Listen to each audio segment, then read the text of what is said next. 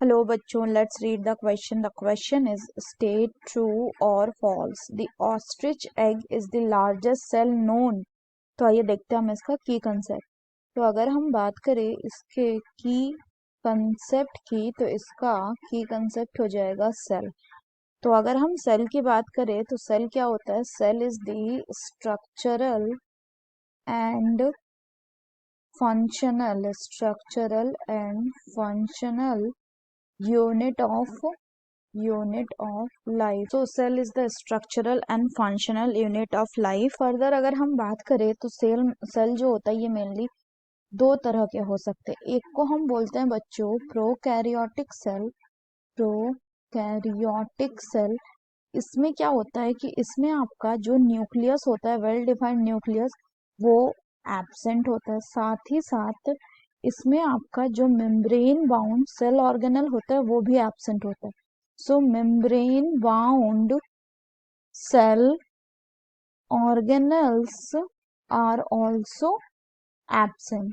वहीं अगर हम बात करें दूसरा, तो दूसरा होता है आपका यूकैरियोटिक सेल.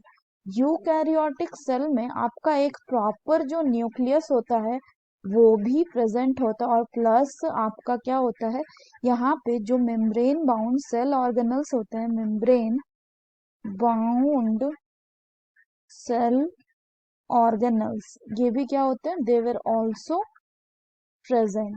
फर्दर अगर हम बात करें तो आपका जो सेल होता है बच्चों, इस सेल का size, shape and activity differ कर सकता है. अगर हम एग्जांपल की बात करें तो जैसे आपका माइकोप्लाज्म, ये क्या होते हैं, these are the smallest cell जो होता है around 0.3 mu m in length only, in length. वहीं अगर हम बात करें दूसरा, तो दूसरा होता है जैसे कि आपका ऑस्ट्रिच एग. ऑस्ट्रिच एग जो होता है इसको क्या कहा जाता है? It is called as the largest cell known.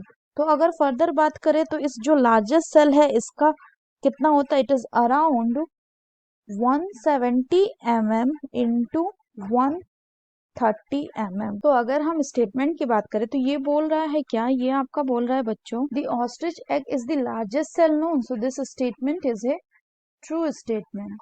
So that's all for the question बच्चों. Hope you understood it well. Best of luck.